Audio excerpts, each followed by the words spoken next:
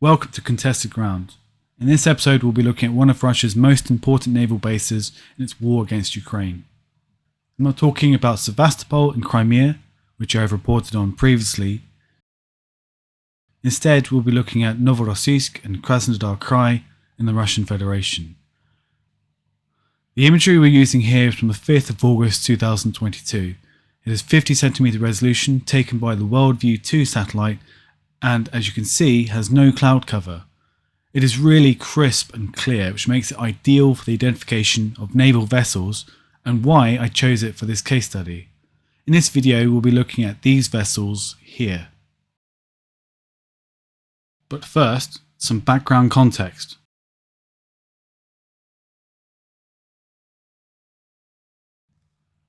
In late July 2022, the Ukrainian Ministry of Defense reported the movement of 18 Russian ships from Crimea to Novorossiysk ahead of Russia's Navy Day celebrations on the 31st of July. In this satellite imagery published online, we can see what the base looked like on the 17th of July, with 14 Black Sea Fleet ships present, among others. The upcoming celebrations were certainly a factor, but this is not the only reason for such a large-scale move to safer waters. Russia had recently suffered some major losses and setbacks that challenged its threat perceptions. The most high-profile incidents were the destruction of the Saratov landing ship in Berdyansk on 24th of March, the sinking of the Moskva cruiser on the 13th of April, and Russia's withdrawal from Snake Island on the 30th of June, which it presented as a goodwill gesture but was in fact an embarrassing defeat. Moving ships to Novorossiysk was therefore not just for the Navy Day celebrations, but also a safety measure, and 5 days after this event, there are still a number of naval vessels present in the port. Taking a look at our imagery, what can we see here? Starting from the left and moving right, we have 2 Ropucha class landing ships, an Ivan Gren class landing ship, 2 patrol ships, another Ropucha class landing ship, 2 Grisha class corvettes, and off to the side, 2 Kilo class submarines. This is quite a substantial complement of the Black Sea Fleet, all centralised in one location. A quick point now on recognition before we talk about what came after this date. Here are 2 types of the same landing ship, but how to tell them apart? In this image we can see different variants of the Project 775 Ropucha class landing ship. Variants 1 and 2 have a distinguishing feature that can help identification when the imagery isn't as clear cut.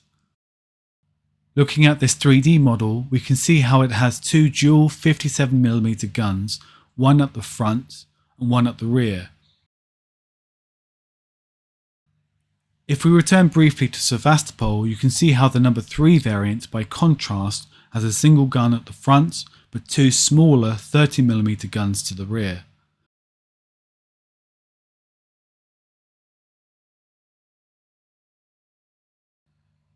So if you're looking at imagery with cloud cover or perhaps a lower resolution, or there are many vessels present, this tip can help you in your analysis.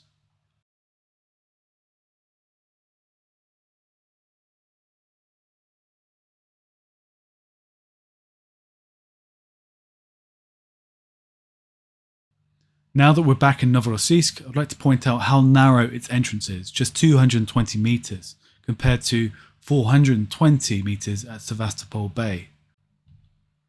This factor and its physical location 340 kilometers east of Sevastopol meant that the port was easier to defend and further away from the threat, but this didn't stop the Ukrainians, it simply changed their target.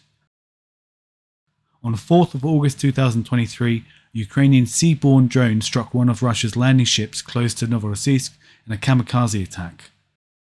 The operation was a success and resulted in significant damage to the ship's hull, as you can see here.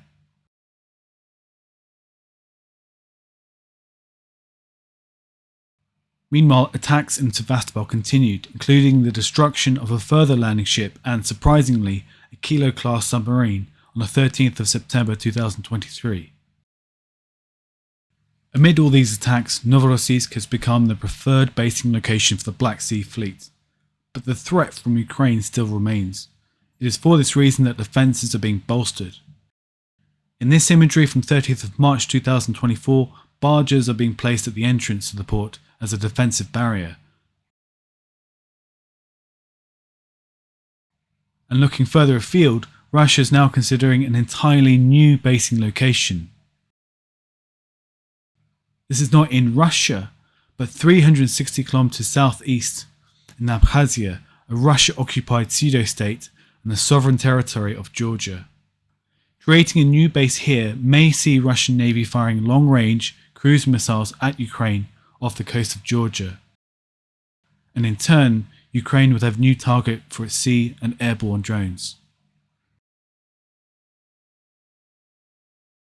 If you found this video interesting, please like and subscribe, and stay tuned for more imagery analysis on Russia and Ukraine.